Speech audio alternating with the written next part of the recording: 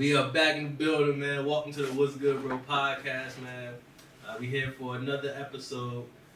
We got Jay in the building. Fellas. We got Dre in the building. Hey, what's up, y'all? We got Sonny D. What's good, y'all? And here go Coach K right here, man, holding it down, yo. You know how we do it, man. We're going to have a good conversation, a good topic lined up for the day. He could even say it. You're like, I really don't, yo. We're going to be talking about some toxic relationships. Yeah, man. I'm just going to leave it at that. We gonna get into it. Alright, man, but y'all know how we do it, yo. Before we get into all that, the real conversation, we gotta check in with each other, man. So, what's been good with you, Dre? I'm about to say, you looked at him, but you said about it. Well, for me, man, it's been a crazy month, man. This is a crazy motherfucking month. Yeah, my grandmother passed the second day of the month. And then I had to go on a road trip where she was supposed to go on halfway across the country. I ain't never doing that shit again. Drove to Kansas to pick up my niece to bring her back for the summer. It's nothing to do in Kansas. You know what? I realized why people don't live in the middle of the country because it ain't shit there. Yeah, like, it's really not shit there. We drove through West Virginia, Pennsylvania, Indiana, Ohio. Ain't nothing in none of them states. In none of them states. You're right. That's why people live on the coast, and I understand that now. I'll never, ever live in the middle of the country. We didn't really have like that week to grieve. So when we came back off an 18-hour drive, is when kind of really hit because I was kind of busy. But yeah, it's been a crazy month. Yeah, man. Glad you in here, man. Glad you in here. Thank you. Jay, man, what's up with you? Really, man, work's been going great. Like I told you guys off camera, I got a promotion. Bad. Bad Jay. Bad Jay. Bad shit, but we getting there. Right. But other than that, slow motion for me. I like that. Sonny. Hey, man. Nothing really crazy, man. Just working. Just still trying to progress. Really trying to do my own personal work, just to make some own personal projects happen. Still working on voice acting stuff. Still trying to hone my skills there, but other than that, just working, studying, honing skills there. But nothing too crazy going on with me. Staying in the grind, respect. You bet. Get that voice money too, man. Yeah. Don't leave that on the table. Like shit, you can't. For myself, man, I really, as always, I can't complain. Work is work. About to be another year older this week. Oh, man, it's a blessing. Yeah, it is a blessing, man. I'm feeling good, yo. I'm grateful to even be over 30 now. So it's cool, man. I'm excited. I'm definitely excited. It's gonna be a good year to come. And outside of that, man, I'm chilling and working. Cool, good. All right, everybody good, man. Glad to be back in the building with y'all, man. All present and accounted and it's gonna be great, man. We got a nice little flow coming, so I'm excited for that. Definitely gonna be a dope episode. Right. Yeah. All right. Culture. Anything in the culture we got to start with? Well, 2020 Olympics has started, and a year later. Yeah. 2020 Olympics. It's wild. They still calling it the 2020 Olympics. They still calling it 2020. I mean, well, I guess it's gonna be 3 years until the next Olympics. They're not gonna adjust that. Yeah. You got 3 years as opposed to 4. I respect that. Yeah. So. Have y'all seen any of the games, the opening ceremonies, or anything? I didn't watch the opening ceremony because that shit's not for black people. But I mean, they had the Here we go. the black girl torching the thing. She's repping Japan, so I don't know how we feel about her. Right now. But you know what? She's Haitian, so she's Japanese and Haitian, right? She's Japanese and Haitian, so for the next Olympics, she gotta rep Haiti. She can't be repping Japan. It's not cool. I feel like I know it's ironic because it's like the Olympics and you're dealing with various countries, but I feel like it's been too political, man. Like I feel like so much stuff is like it's not even just like the sports aren't taking the headlines. It's just who's participating, who's getting enough credit. Like like I think the two people that stood like front stage. What's the Japanese girl name? Not Japanese. Naomi Osaka. And Osaka. Three. Naomi, Osaka, Shikari, Yeah. What's her last name? Richardson. Sha'Carri Richardson. I'm not good with names today, y'all. I'm sorry. And Biles, Simone Biles. I got her. So I think they kind of took the stage, but not for like, just sports reasons. Yeah, it definitely seems like they've been attacking black women and black athletes a lot this year. Yeah, Did you hear this? Did you hear this shit that they tried to pull on Simone Biles? That she did a move that no other gymnast had ever done, and they doctored, like they couldn't even give her the full points because, like, well, it's just too difficult of a move. Right. Well, they I'm like- did that before in the Winter Games because some black girl did like a one-footed backflip on like ice skates, and it was like, yeah, that move's illegal now. So So no one else can do it. Y'all just going blatantly in front of the millions of people hate on Black Girl Magic. That's crazy. I mean, Y'all the just world don't don't like like Negroes, no matter what country they represent. So That's like, I'm sucking with names today. What's that basketball movie with Will Ferrell? tropical. That- No, it's not tropical. It was like It's oh shit, I don't know that. shit. All right, so basically when Andre 3000 caught an alley-oop, and then they thought they called it a travel and shit. It's because they never seen an alley-oop before. It's like kind of one of those type of situations. You know what I'm saying? Semi-pro. Semi-pro. Yeah. Yeah, it's gonna be a good episode, but bear with us. Yeah, we might stumble a little bit. We're gonna get there. We're gonna get there. Warming up right now. Yeah, man, that's a travel. He just floated through the air. I'm like, dog, that's a legal move, yo. That's 2 points. Sticking on basketball though, we gotta give a big shout out to Giannis and the Bucks. Yo, the foreigners are coming. They're coming, yo. Like they here. Did y'all hear what he said at Chick-fil-A? He went to Chick-fil-A, 50 said, yeah, piece. give me a 50 You give me that 50 piece. Shit, he deserved a whole sponsorship for what he did after that though. Like the numbers and Chick-fil-A Chick-fil-A has gone up. Yeah, like he did that. That's Yeah, crazy. dog. They're thinking about making, not to cut you off, they're thinking about making a sauce of Giannis from Giannis, yeah. As long as you give them that bread. Yeah. What kind of sauce would that be, yo? Like, Maybe like a different type of honey mustard. You know? wow. You gotta let him pick, yo. Yeah, He's Giannis like, sauce. this be hot sauce. Yeah. Got this special Greek hot sauce, sauce. This is Oh my regular hot sauce. goodness. This Texas beef. Dunking my nuggets in it. It's the rebrand, yo. Shout out too.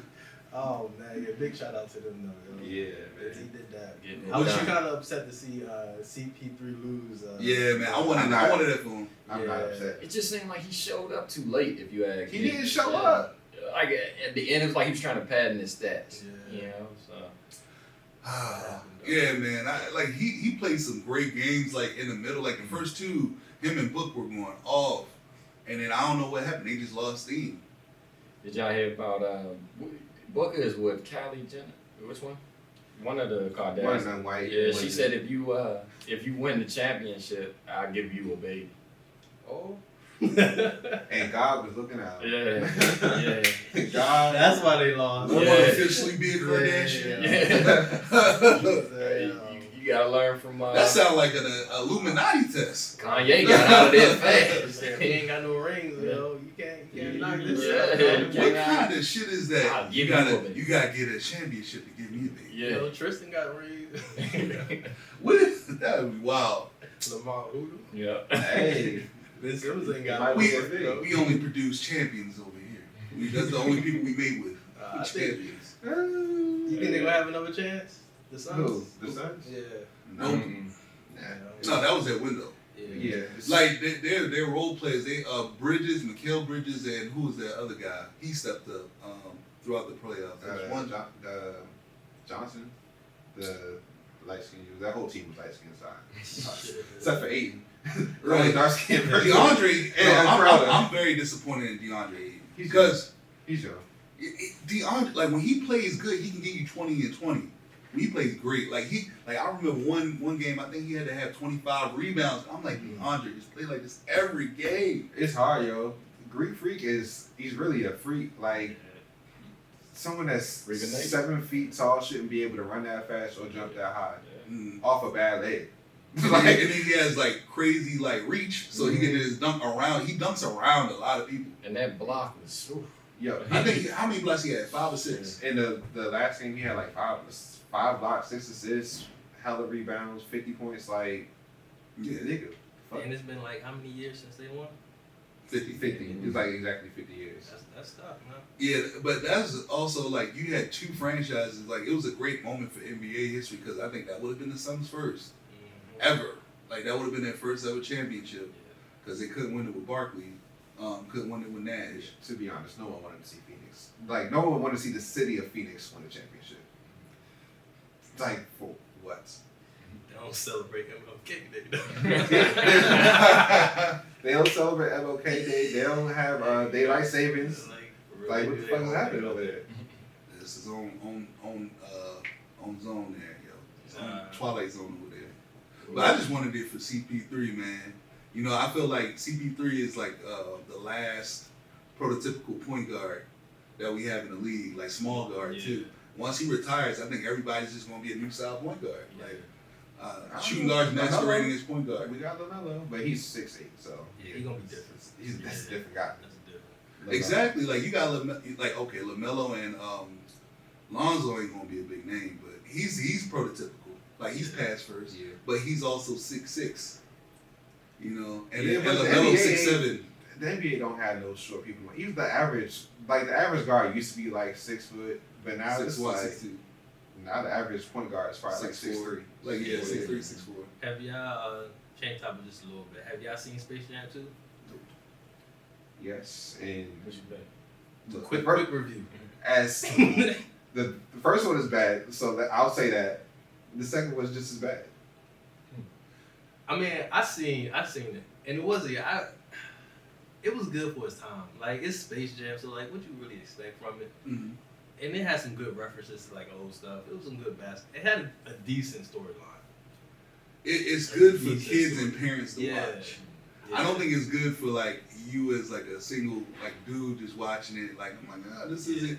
But it's good if you got like your kid there or something. Like, oh, it's corny enough for the kid. Yeah, I had low expectations and it did meet my low. It at least met my low expectations. But. Let's see. Anything else? NBA, we're gonna keep going.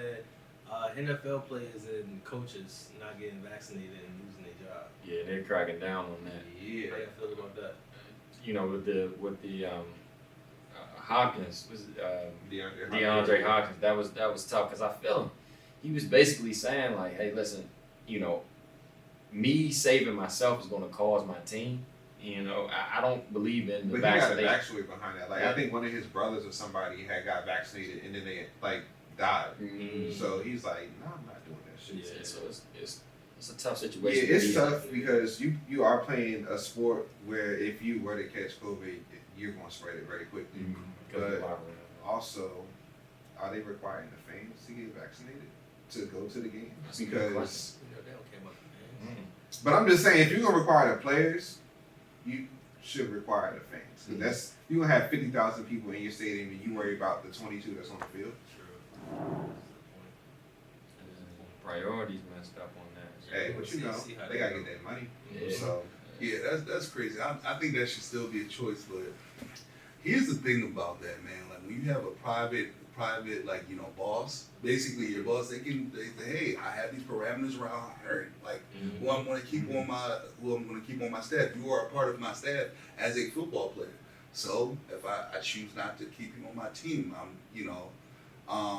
I'm not beholden to the NFL as an employee myself. I am my own team owner, and I get to make the rules around my team. yeah, Right. my whole thing is with this is like, all right, every NFL player signs a contract. You can't change the contract just because some shit popped up. Like it's like, oh, now we're gonna add these fines if you don't play these games or you're not playing. Number one, I don't know why they saying that you can't play a game because you're not vaccinated. You can't play COVID. But it's not like it's not like a government job. You know what I'm saying? Like you gotta understand, like like an employer really doesn't need a great reason to fire you. Yeah. Like as a private employer, they don't need a great reason. Yeah, but I think for the employer, you gave this man a $50 signing bonus, $50 million signing bonus. I think that's a good reason to not fire somebody for the business. You know, for the business, because you know, in the NFL, if you let this man go, someone else gonna pay him. I understand that, and maybe they have their own personal reason. You gotta understand, like, you talking about a league full of billionaires. Like as far as owners, they're all billionaires basically. So they're just like, all right, I'm sure 50 million is like a 20 to them. 50 million, it's like 100 to them. It's like 100. Ooh, that brings me another topic. The delivery boy Jeff Bezos, he gave 2 people $100 million just because after he came from fake space. What's his name? Van Jones, probably bitch ass, and some chef that been feeding people. Oh yeah. He gave him $100 million to donate to charity, but while he said it, he said they could even put it to their own charity. Mm-hmm. Like, give me $100 million, let's go to my own charity. Man, what? Yeah, that was definitely for actually, For sure. I got beef for Amazon, but I don't because I'm still going to use that You product. know what I'm saying? It's like, yo, you giving $100 million away to 2 people that don't need $100 million, but your workers is motherfucking piss poor. Yeah. They peeing in bottles and shit because they can't go to the bathroom. Like, Slavery then. the $100 million that you gave to these 2 already rich people, you could have invested it into your facilities and made a better work environment for the employees that he also thanked for helping them get to space. What kind of threw me off was when he had his little thank you speech, and he was like, "I gotta thank all the Amazon, who works for no money at all." and then also the employees." I'm like, you can't thank your employees in this situation right here because first of all, they mad as fuck, and then second is like you really just did this extra shit and Just to experience it. Yeah. Just to experience it. It's like on their backs. Yeah, and my thing, if you gonna go to space, man, go to space. Go to space. Don't just like chill in the atmosphere and come back. That's not even fun. Go on a planet. For real. Go to a planet, which we have our conspiracy theory episode coming soon. But yeah, if you gonna go to space, if you gonna show your big dick, show your big dick. Like, if you're like, yo, I got enough money to go to space, nigga, go to space. Right, let it hang. Put it on the table. Like, Wasn't it like basically him versus a Virgin Mobile guy? Yeah, I think he already did it too. Like who went? I think it was like, oh, who's gonna go further in space? I'm like, that's kind of ironic how y'all go for this shit at the same time, like around the same time, like it's in the news. I don't know. Look, I just But look, I to don't find speak the billionaire I was yet. about to say that money different. So Hey, if these white people can find a way to get the fuck off this planet, I hope they all find a way to Hey, get off this yo. planet. And so us melanated folks can bring it back to how it's supposed to be. I don't know how to feel about that. On that, any other topic in this segment? Nah, I think we done with the opening segment. All right, man. We waiting on Kanye West album. Let's wrap it up. Man, we're not even gonna go there. How the hell you gonna have a listening party and don't drop the album? I mean, it makes sense though. He probably had the listening party, and it was some things that he wanted to tweak, and then afterwards he had to go back in the lab. So we're gonna wait a couple weeks and get the fire shit. Okay. It's crazy how we just be forgiving Kanye. We love Kanye on the low. I mean, Kanye I do. I'm a Kanye West fan. You speaking French? There's a lot of weeds. You ain't got the answers for it. Hey yo, well, all right, but now, so now that we all warmed up, we're gonna get into the main topic, talking about toxic relationships, and this really started from seeing Safari and his situation on Love and Hip Hop, and just how that nigga toxic as fuck, yo. Yeah, so is his girl. I- So is his ex-girl. honestly, Baby mama. I'm putting it all on him, dog, because the way he handled these situations, although it is scripted in TV, it's a terrible look, yo. It's a terrible look for the brothers. All on him. I'm still trying to this day trying to figure out what the hell toxic mean. I keep hearing That's different. Hold on, we gotta take a break before we go into this. Let's go. We warming it up. All right, let's do that. Woo. There you go. All right. All right, man. We here talking about toxic relationships. Oh man. We just gonna really get straight into it, yo, and just gotta ask, what is a toxic relationship, and what does that look like for you? Who want to spark it up? I mean, I don't know. What is a toxic relationship?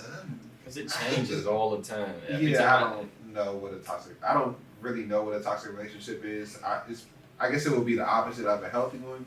So, to define a healthy relationship, I guess is two people that are helping each other grow.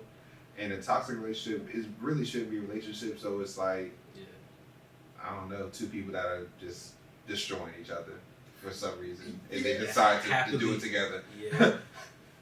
Yeah, it's like, like toxic could be like tit for tat. Like, Yeah. Somebody, one person in a relationship, makes the other person mad and be like, okay, I'm gonna get you back, as opposed to talking it out, like, or trying to find a solution to issues, like petty as shit. Right, and toxic relationship also lacks maturity.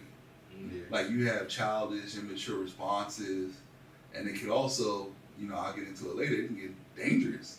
You get into dangerous situations, and unfortunately, I'm sure we all as men have been in situations that we would look back, like even though we can't readily define it, we'd be like, that was probably a toxic situation. Like that probably wasn't the best situation for me. Yeah. But yeah, I'll just say like I like what you said. Like you're destroying each other. I can say that you're in there for like just your own self interest. Yeah. Like just your own self interest. That's what that relationship is. It's supposed to be two people working together, not really opposing forces going against each other. So I respect that. Some of the signs I would say, poor communication skills. I don't know if that's a toxic sign. It's just a bad relationship isn't necessarily a toxic one. We throw that word toxic too much. I think poor communication isn't necessarily a toxic sign. It's just a sign of a bad relationship. I think it depends on how you communicate it, though. Like, is it poor communication as you're not talking, or poor communication as you're not really expressing? Yeah, I was going to say that. Like when you guys don't address the issue head on, and you choose just not to talk to each other or something. That's signs of toxic. Not those are the beginning. Those are the seeds. Those are seeds. Yeah. Definitely, like you said, a sign. Yeah, it's a sign. Another sign could be like you said. It feels like we're against each other instead of working as a team. You're constantly trying to. I got a good one. Trying to put her down to big yourself up, or vice versa. She can do it as well. Yeah. I think, especially in 2021, the sign of a toxic relationship is airing your shit on social media. Mm-hmm. While you're still in there, you know what they say. Watch what you say if you plan on being with the person. So, like some stuff you say, you probably can't take that stuff back. So you say it on social media, you're saying something you can't take back that everybody in the world to see, and you still want to go back and lay up next to that person. That is toxic. It's very toxic. Yeah. Very toxic. Yeah. I don't know, man.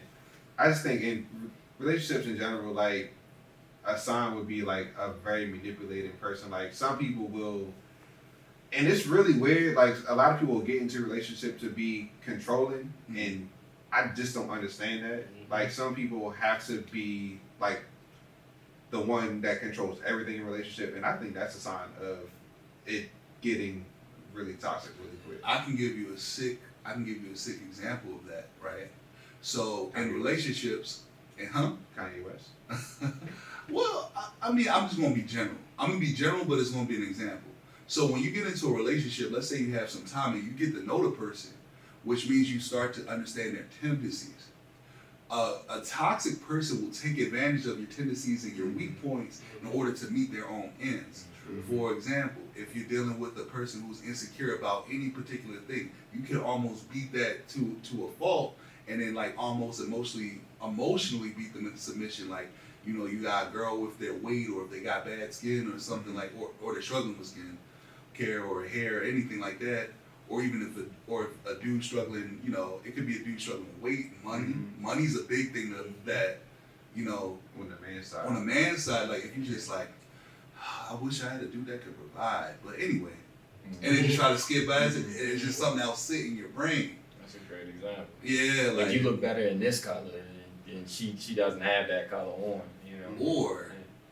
Or John from work really know how to dress. Mm-hmm. Like, Great example. Yeah, like when you plant seeds like that, that is a toxic person. You know that this will bother your partner. So do you really care about them? Do you really love them like the way you say you do? And the sickest part about it is a lot of people, well, toxic people they'll initiate that trigger and then try to be like the person that like comforts you at the end, like, oh, they know you feel like shit. Yeah. So not only are you like the person that initiated everything, now you're trying to be the savior as well. Yeah, iceberg slip. Yeah. That's really what it is. Yeah, man. You know, for those who didn't get the reference, you know, you beat him with like Iceberg Slim was a pimp, beat his hoes with a coat hanger, then ran them a bath, took care of him so well they forgot he was the one who beat them in the first place. So, that is toxic. I got a question. Can you be in a toxic relationship with like your friends and everything like that? Absolutely. How would that look? Like, well, another person, right? Like another situation. You could be dependent on friendship. Mm-hmm. They could know that you're looking for friendship. As far as men, brotherhood, you could be like an old only child and coming from an abusive home. You run with a pack of dudes, and they could be like, oh, this one, he easy to manipulate. Like, you know, in the hood, like we gonna manipulate him to be the shooter. He gonna be the fall guy in our crew, for real. Or he gonna be the guy that'll spend all the money for us. The buy the drinks. Because he's like, paying hey for bros, his am I friends. accepted now? Yeah. Hey, I bought you guys all this stuff. Paying for friends. Yeah. I think honestly, I think the toxic friendships is what leads to people being more comfortable with jumping into toxic relationships. Because if you can't have healthy friendship, there's no way you're gonna be able to really develop a healthy romantic relationship. That's very good. Yeah, man. It's like, you know, I think we were joking earlier about how some of these girls out here, they dress so crazy, they don't got no real friends. But that's based in some real stuff. Like, look out for your friend. Like, healthy friendships are we look out for each other even when the friend doesn't want to hear it. That's a good relationship. If you are just going to let your friend, let your romantic partner, let your family member just follow you out there when you know you could like give them advice, you are not a friend. You are not a loved one. You do not care about that person, and you are toxic. Yeah. You know? I'm not sure if it's a sign of a toxic relationship, but someone getting in a relationship with insecurities and expecting you to help them with them insecurities. No, you should come to the relationship, you know, your best self before you even expect. Don't sell that short. Toxic can be intentional or unintentional. So don't sell that short. It could be toxic. That could be toxic. You could be walking around toxic as hell and thinking you're like, oh, I'm so wholesome, I'm caring. No, I don't know if that's toxic. I feel like we can't mix unhealthy and toxic. Well, it's not always the same. Well, I remember you Unhealthy? Unhealthy and what toxic. you just saying. Unhealthy isn't necessarily toxic. But it can be. All right, break the difference. Yeah. So, like, if we're talking just physically, being overweight is unhealthy, but it's not necessarily toxic. Once you get obese or like morbidly obese, then it's become toxic because your weight is actually deteriorating your body. Where you can just be a little bit overweight and your body is able to handle it. So it starts as an unhealthy relationship, and then it gets toxic. Yeah, I think it doesn't. Yeah, I don't think unhealthy and toxic they're not twins. Like, they're not the same thing. But I think toxic is the cousin of unhealthy. That's like I could say like a 302 class. If you so if you in an unhealthy relationship and you continuously you just keep going in it, it's gonna be toxic. You know, it's gonna really affect you. So I could see that. So do you think it's possible to like know when we're the best version of ourselves going into a relationship? Because you can go to therapy for 2 years and still not be the best version of yourself, and you can make the argument that you're always working on yourself. So at what point? Well, when you start to accept your insecurities, that's what I mean. I wouldn't say that, you know, because you never will be the best version of yourself. You get what I'm saying? But that version is actually before you, because that causes an unhealthy relationship from the beginning. If you expect that person to you know, fix your insecurities, then I do think that is toxic. You know. Yeah, I think the best version of yourself isn't necessarily a state. It's you being able to cope with like your insecurities or where you see your flaws at. Like, you're always going to find something that you need to fix. So if you're always trying to fix yourself, you're never going to, in your mind, you're never going to be the best version of yourself the best version of yourself is you have the tools and like the whatever you need to do to like put yourself in a position where like, okay, yeah, I know I'm fucking up here, but I know what I need. I have this to plan out how I'm going to It's improve like a that. mindset. Yeah, it's up. Yeah, because what is the best version of anybody? Like you said, we always going to nitpick our own flaws. So if you're going into that as your mindset of being the best version of yourself, you're never going to find it. Well, it comes down to like what you said. I think when we're talking about self acceptance before you go into a relationship, like know your strengths, know your weaknesses, accept yourself, and like like we say all the time, man, fuck with yourself, man. You gotta love yourself. You gotta love. How's somebody gonna love you if you don't love yourself, man? So, some examples. I think some examples like let's say a girl goes into a relationship and they're coming out of an abusive relationship, whether it be verbally or physical, and then they come into a situation whereas they meet a new guy. If they haven't fully coped or gone through the proper therapy, they get into an argument with dude and they could be ducking, like get bracing for a punch. Like, oh, so you're just gonna hit me? So you're just gonna do this? And dude could be like, whoa, where the hell is this coming from? Mm-hmm. Or they could be in a relationship, coming out of a relationship with a dude cheated all the time. Exactly. And then they start to become, they start clocking. And they start clocking like, when you gonna be home? Why you not back over here? It's not my responsibility to fix what another guy, broke. Like if another guy broke your heart, it's not my responsibility to fix that. That's that guy's responsibility. Well, it's not your responsibility, and also it's impossible for you to fix someone else's heart. But So I think that's it goes back to poor communication. Like if you know that you have a specific trigger, it is your responsibility to communicate that trigger to that person. So, because you can accidentally hurt someone's feelings or accidentally trigger someone's like trauma responses, and become like the villain. Where it's like if you just communicated it, but then as me not being a toxic person, or I would purposely not do that because I know it's a trigger. That's a great example. It's almost like if you're trying to lose weight and you're dealing with somebody like, hey, like, look, I'm trying to lose weight. Part of that is trying to stay away from fried foods and sweets and stuff like that. You can be conscious of that and just be like, you know what? When I step out here, I'll try to eat my sweets and stuff. But when I'm around this person, because they're working on this and they're taking the responsibility of working on themselves, I'm not going to infringe on that. So I think that's part of your responsibility. If someone else is doing the personal work, if they're working on it, don't work against that work that they're Especially doing. in front of them. And that happens a lot. Yeah. That's a good one. I think that's an unhealthy relationship with parents sometimes because they could have children just trying to lose weight. Like, oh, I got some fried chicken, I got some this, I got some pork, I got all this stuff. I'm like, I'm trying to lose weight. Yeah. So this month I cut out the pork, and it was supposed to be a family thing. So my mother, she goes, So my mother, she goes, she cooks on the grill or whatnot. She's like, I got a rib. I'm like, ribs? The pork rib? Yeah. I thought we were. She's like, oh, you still sticking with it? that? She was like, oh, I already did that for about a week. Oh, baby, I'm over that. Habits are strong, I'm like, dang. But you love my ribs, baby. Yeah. So what's some examples of toxic relationships when dealing with parents and stuff like that? Oh, some man. examples. Honestly, I think almost all parent-child relationships are toxic. Almost all of them. Because parents are not considerate of the child at all. Yeah. Like, they feel like because that they are the parent, that whatever they say goes, they don't even take into consideration that this child is a human being with a personality of their own, that has their own things that they like, their own things that could trigger them, but children aren't really thought of when it comes to really families. It's usually honestly, like, I never even thought of a toxic relationship in that dynamic, like a parent And it could be. child.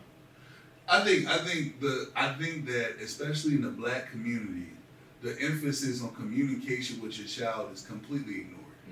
Like, there's no need to communicate to a child.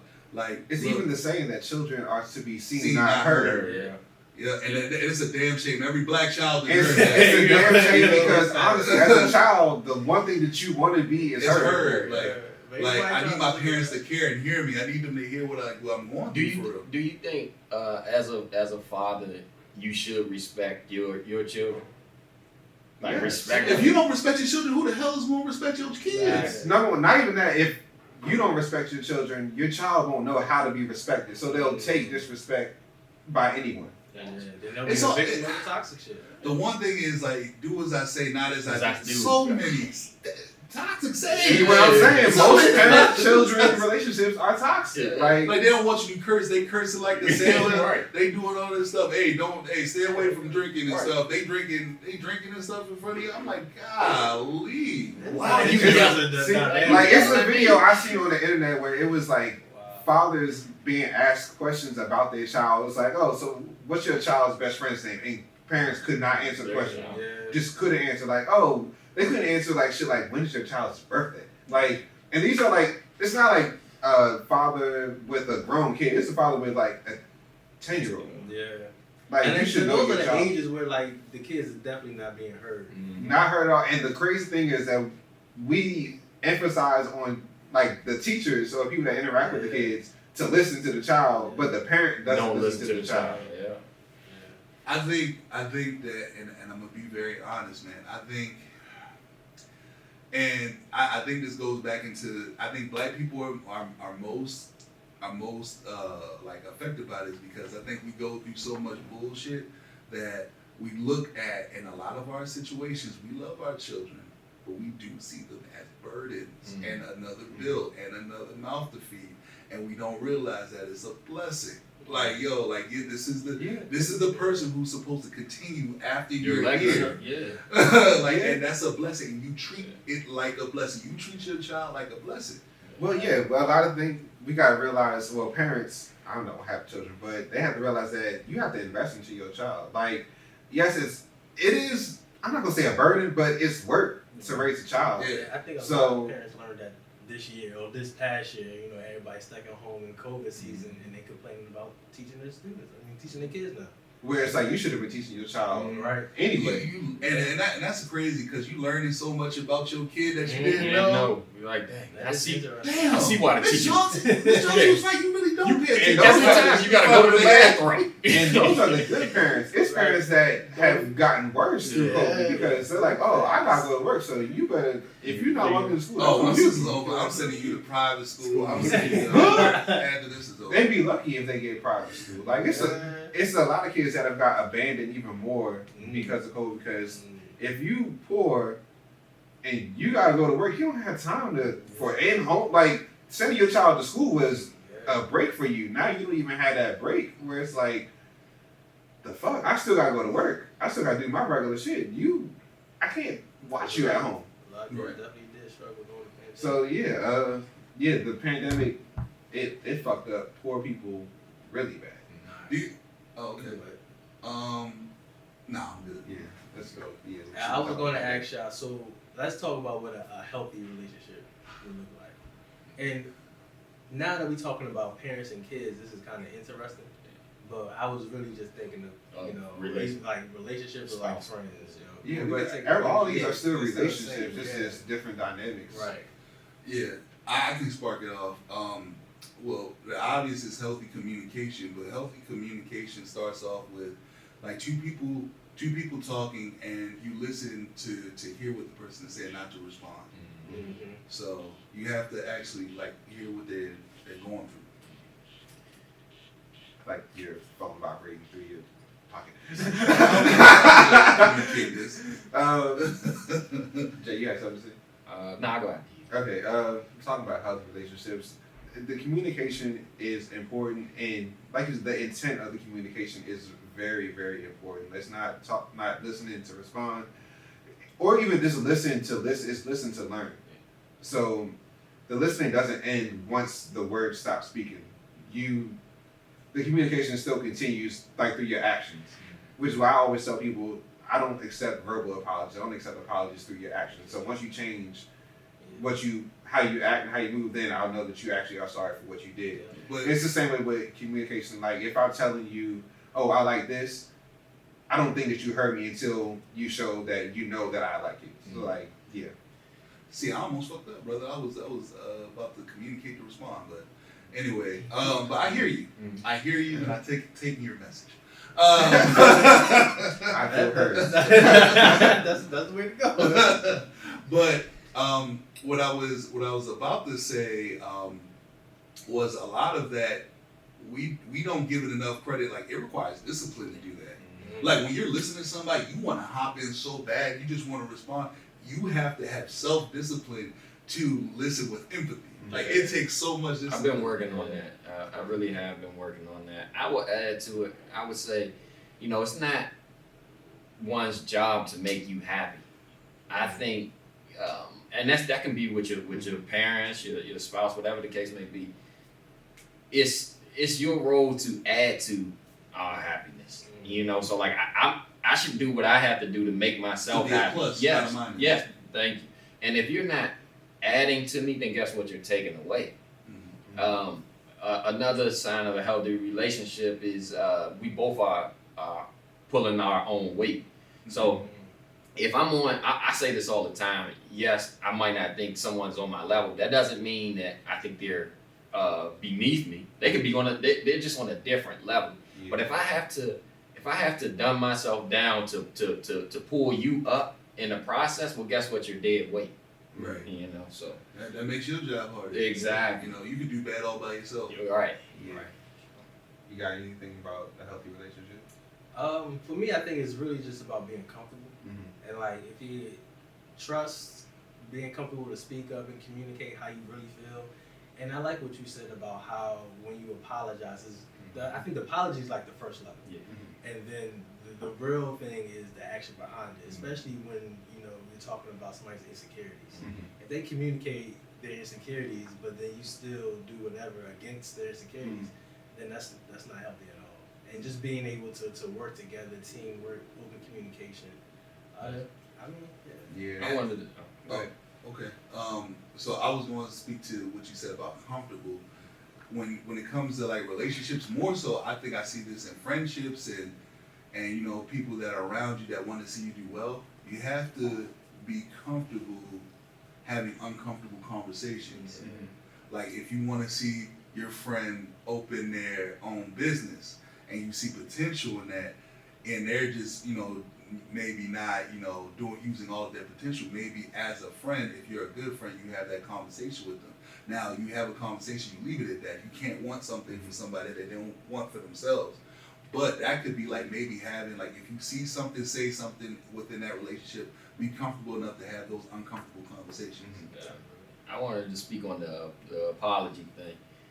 You shouldn't be apologizing if you intended to do it. Like, only if it's an accident. Like, if I accidentally, if it was a fly and I accidentally smacked you, okay, I should be apologizing for that. But if I did it intentionally, I shouldn't be apologizing. I mean, you might do something intentionally, but not understand the result of what you've done. But if I meant to do it, then I've already took into account the results of it. But just for me, I'm not saying for everyone. People talk down about like saying like, oh, why are you apologizing if this hurt me? I'm like, the reason why I'm apologizing is because I meant what I said, but I'm sorry that you're crying right now. That's not an apology, bro. Yeah. So I get you. Yeah, dog. And to speak to the being comfortable and everything like that. When you are in a relationship, you gotta understand that if you feel a certain way about telling your friend, being honest to your friend about, hey, maybe you might not want to do that. You're better in this area than that area, and you feel some type of way. Guess what? That's not your friend. If you can't tell your friend the truth, then chances are that's not your friend. Right. If you're nervous about telling a family member, a loved one, whoever you're in a relationship with, then you have to check yourself at the end of the day and revisit how you choose your friendship, Or it's not even that they're not your friend, it's just your communication needs to be better. Yeah, communication. Communication. You can have the best intentions on saying something. If you don't say it right, the intention doesn't mean anything because that person's still going to receive how they receive it. So I think it's just in general as people, we all have to work on our communication because a lot of us, when we speak, we're not thinking about how it's going to be received. But then when it's received wrong, we're like, well, that's not what I meant. So now you backtracking, but it's like, no, just be more thoughtful on how you're saying what you're saying. Do you guys figure out a way to tell your friends the truth or your loved ones the truth, or you just kind of just come out with it and say it? It depends on the friend and the situation. Yeah, it depends on who you are. Yeah, you gotta know your friends. Yeah, nah, you really do, because some people that I've known all my life, I can talk to you however I want to talk to you, and they know what I mean.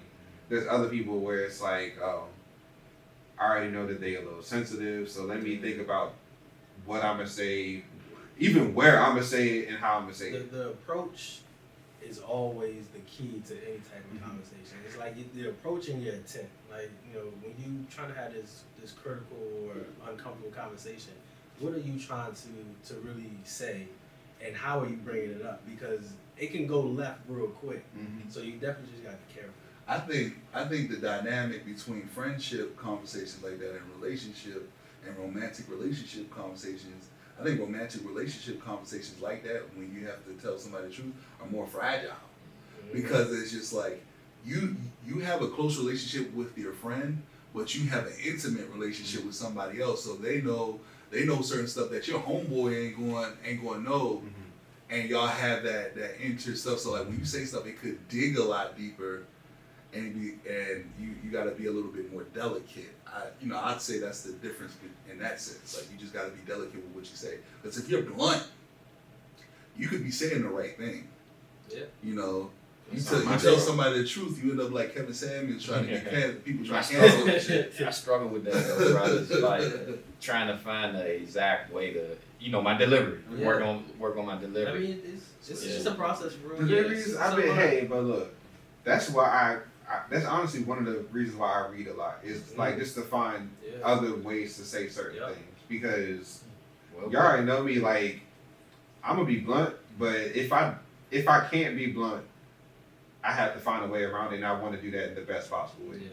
You know what? Like one thing, and I'm gonna say this. I learned this in like the 48 laws of power.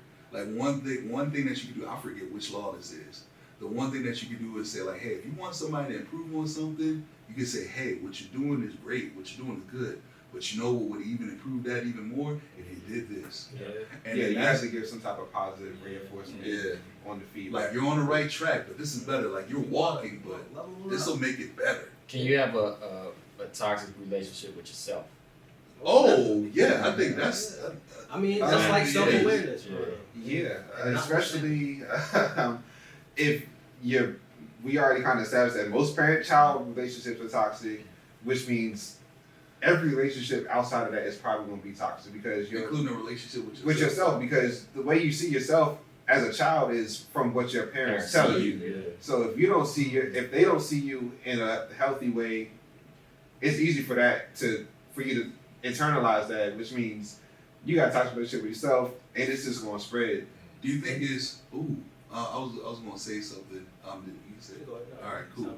Do you think that as black men, it's more likely for us to have toxic relationships within ourselves because we are not readily available to express ourselves emotionally? Yeah. Like we're expected to be tough and suck stuff up, so we cannot like have like a well-rounded emotional relationship with how we're feeling, trying to figure out stuff about ourselves. I think men would like endure a toxic relationship longer than a woman would. Yeah. Just for that reason. Like, yeah, I'm supposed to be tough. This is what I'm supposed to endure. I was talking to a guy, and he was just like basically upset because him and his mother have a toxic relationship, whereas she never really gave him the validation that he needed. So he's constantly finding this validation in women. Or he's seeking it. I mean, that's the better word. That's what I meant to. That's exactly what I meant to say. He's seeking validation in other women, and I said like bro, right now you have to take time for yourself and really learn yourself, and then you wouldn't even be seeking the validation from other people. So it started with his mother, and now he has a toxic relationship with himself. Last night when you was like, a lot of these men are just fucking children. Yeah. And honestly, masquerading that's what it is. Yeah. Like, once you're traumatized, it's the thing about trauma, like, once you've been traumatized, it's easy for you to stay in that spot. And Hell, it's hard. Like you see like, that 5-year-old yes, looking yeah, for I hugs. like- Yeah. And honestly, it happens to all of us, and we're not even aware of it. Like, a lot of us are still 5, or, and that's not even all the time. Like, certain things bring you back to your 5-year-old self. Yeah. And a lot of us, we need therapy, Mhm. like, for real, because we've gone through so much, and we don't even realize that it's traumatic. You just think that, oh, That's a part of this shit, like, we always told to, walk it off, suck it up. Like, no, pain isn't normal. Yeah. Your subconscious is a powerful thing. Yeah. And I don't think we realize how powerful our subconscious is because your subconscious holds all of your triggers. Somebody could, like, you know, when you talk about your was he a homeboy? Homeboy seeking validation. A lot of these women probably go to a certain trigger, like probably activate a trigger that he was like, okay, this is what I wish my mother would have always said to me. This is what I wish my father, your homeboys, your big bros, like in that toxic group that you in, they're saying all the stuff you wish your daddy would have said to you. Exactly. But then you know the saying, once an adult, twice a child. And you know, when you think about, like you said, the traumas, how it affects us as adults, it all goes back to one thing: love yourself first. You know? That is the key. Yeah. All right, we gotta wrap this conversation, this topic up. Wrap this shit up, B. I do got a question from the back, and I think it's a good one, so we're gonna try it out. Do y'all feel like the views? This is from a parent and child dynamic in a toxic relationship, quote unquote. Do y'all feel like the parents' view is basically based off of their upbringing, of why they treat their child in a toxic way? Definitely. Hurt people. Yes. It continues through generations. To be honest, we probably got the light version of it. You know what I'm saying? You gotta understand, like, Or maybe we don't, because we got it generations of trauma being piled upon us. Is just masqueraded as not trauma. So the things that we think are normal are generations our of first trauma being piled upon us. well, this is the first generation we're really talking about therapy as black people. We like, you gotta understand, we were conditioned to go to Jesus for therapy or go to the pastor that's really a predator. You know, like in some cases there are outstanding pastors out there. But like, you know, some of these they're preying on the emotions of people. And even the ones that we think that aren't physical or sexual predators, they're emotional predators. Yeah, they play on that. Like, look, only way God will accept you if you put some money in this plate. And not even that, it's like, hey, you can only come to me to get your relief. Like, they think that God speaks through me, so right. this is, So if you want God to help you, you got to come to me. So a lot of them, this is that controlling factor where it's like, hey, they think they God. right. I do think it's learned behavior. To answer the question in the back. Oh yeah. I think. it's learned behavior. Can you repeat the question? Basically, does the view of the child from a parent stem from their own toxic relationship?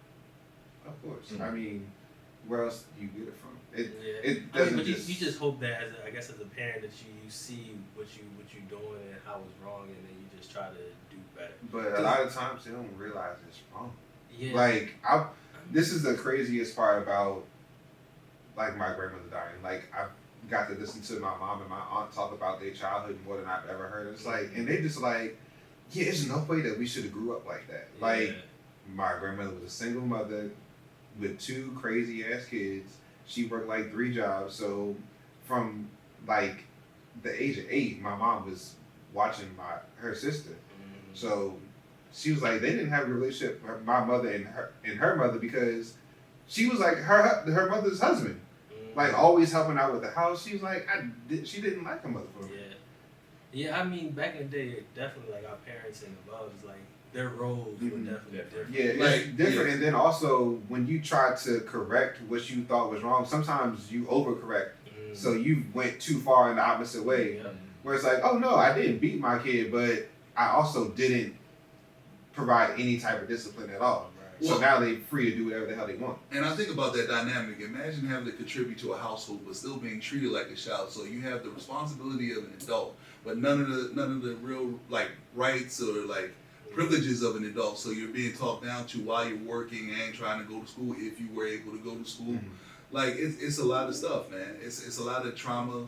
And he'd be like, man, like I'm just asking you to do chores. I had to help pay bills, and I was. You know how far I had to walk to get to school? Right. I don't know how many times I had to hear. Oh, it's even. I even had it with my younger siblings. Like my brother is 17. I'm like, bro, when I was your age, I was riding my like you got soccer practice, you getting dropped off to soccer practice. I was riding my bike to track practice to run and then ride my bike back home. Like, I mean, that's how it was supposed to be, man. Over time, it's supposed you should want there to be some ease of transition. Well, your throughout children, time period. yeah, You but should want it to be ease. do you like which method is better? I mean, There's no rule book to instruction manual to parenting.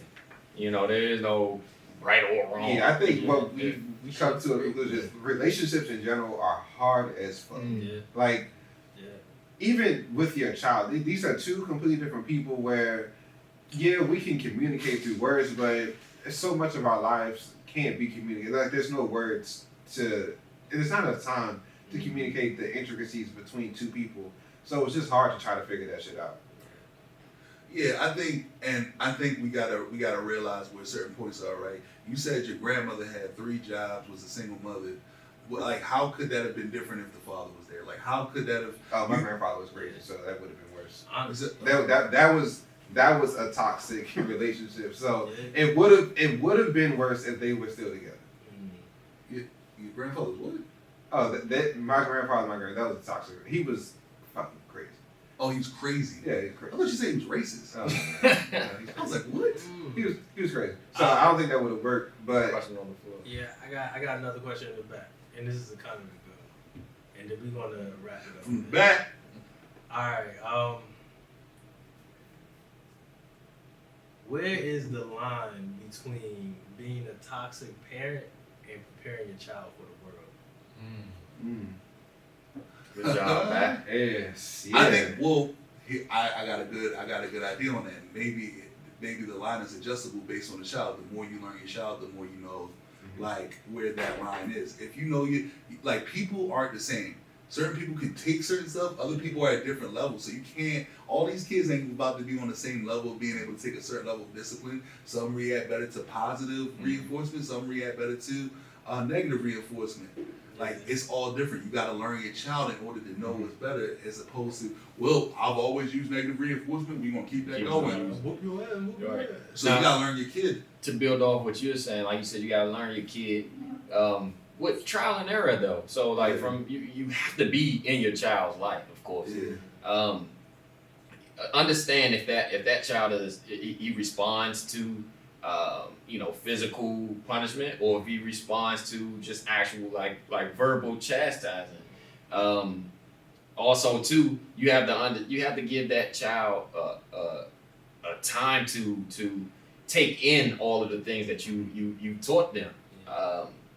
And last but not least, understand that some of the best teachers don't teach. So you allow that child to go through those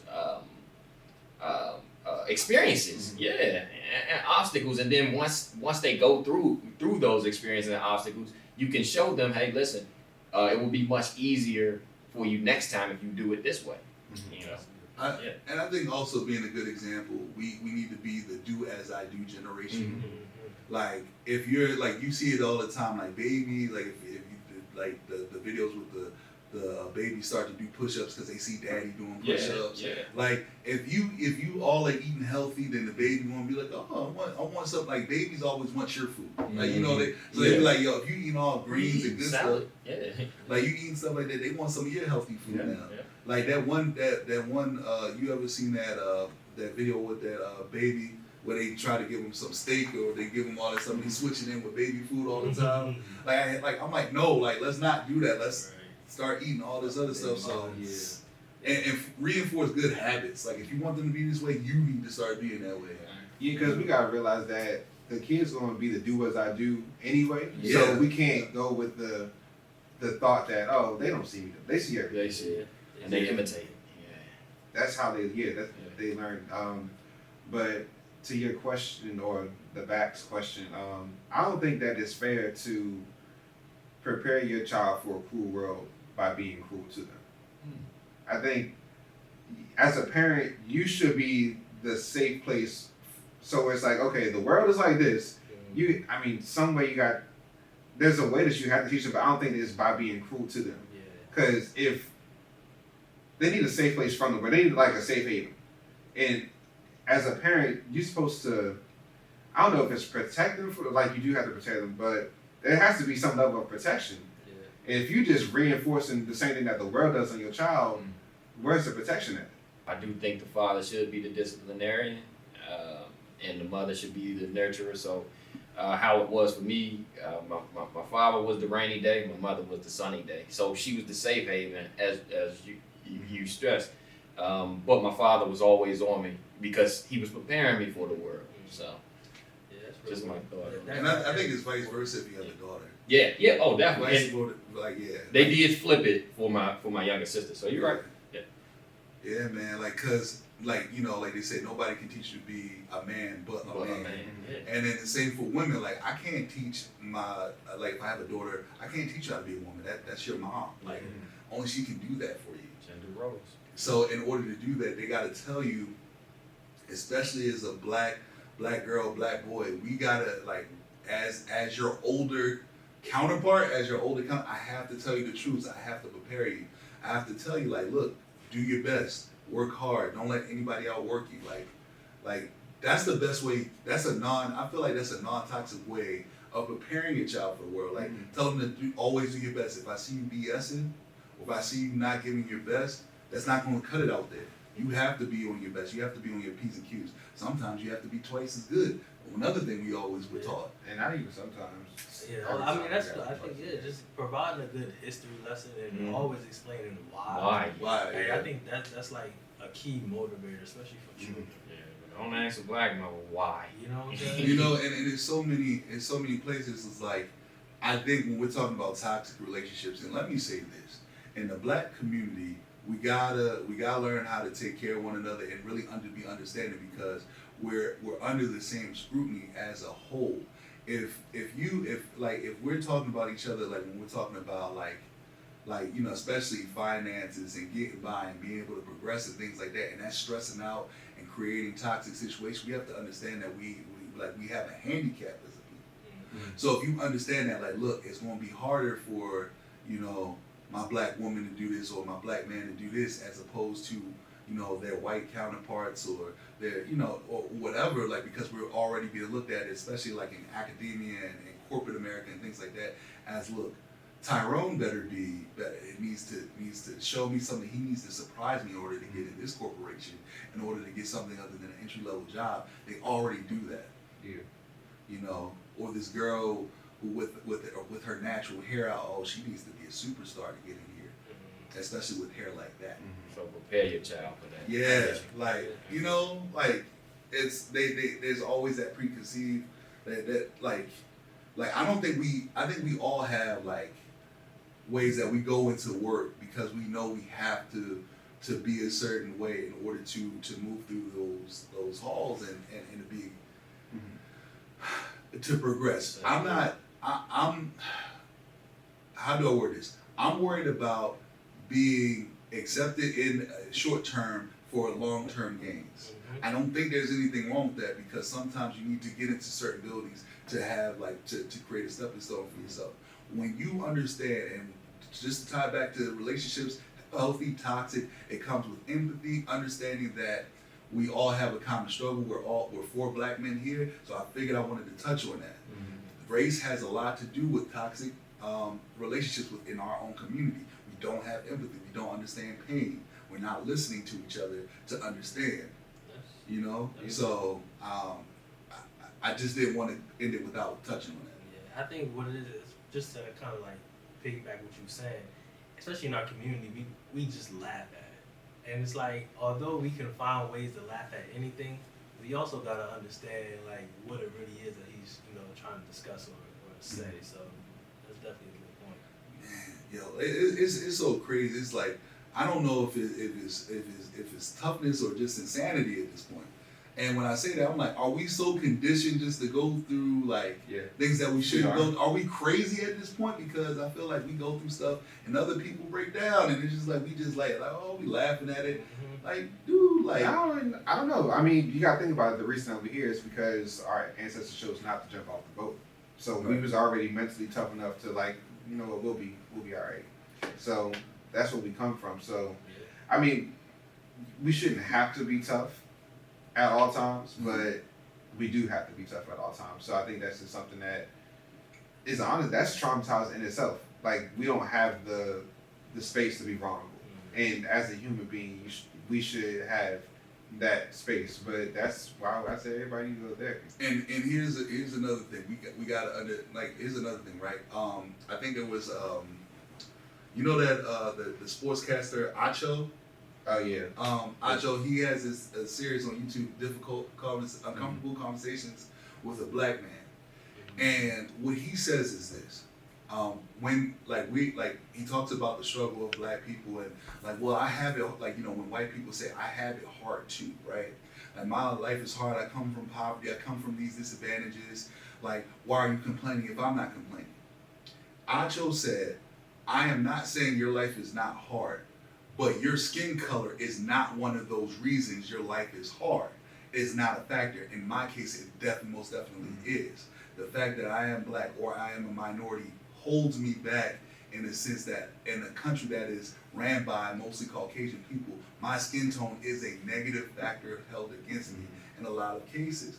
So then that's the way to look at it. You may have a hard life, but your skin color is not one of those reasons. Yeah. That is the struggle with being Black. Let's conclusions. Any last words? We gotta wrap this up.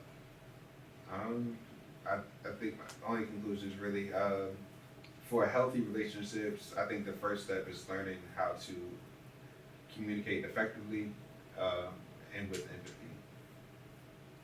I do think taking time to build a relationship with yourself before ever getting into a relationship is key to building a better relationship when it comes to male and female. As far as your family is concerned, your parents, you can't really do anything about it. You just work to build better communication skills. Just to follow up with Jay, in simple terms, man, look, nobody can love you if you don't love yourself. Love yourself first. You know, if you love you, everything else will take, will take its course in that sense, and that will help you not be toxic yourself and help you avoid toxic relationships. Respect yourself, love yourself, and know that you deserve better than a toxic relationship. I mean, you definitely can't beat loving yourself, and I would just add on, just be willing to understand other perspectives and work together. Teamwork is a dream work, so that's everything in a healthy relationship. I feel like it sucks to go last after that. Like, yeah, you just gotta think about something like, you all this shit. Another good topic. Hopefully it was thought provoking and just made you really aware in your own relationships of how you can move better or what you should or shouldn't accept from girl. You gotta do the regular stamps of following us on Instagram, WGB Podcast. Subscribe on YouTube. What's good, bro? And all them other platforms, Facebook, Spotify, and we everywhere. Yeah. And we gonna have a lot of great shit coming. Oh yeah. So Shout out Stay to our tuned. cameraman. y'all see this? Shout him out. Shout Shout him We out. also got shout out to Impact Hub, always allowing us to come in here. Thanks, guys. Yeah, Yeah, man, I think that's it. That's it. Wrap it up.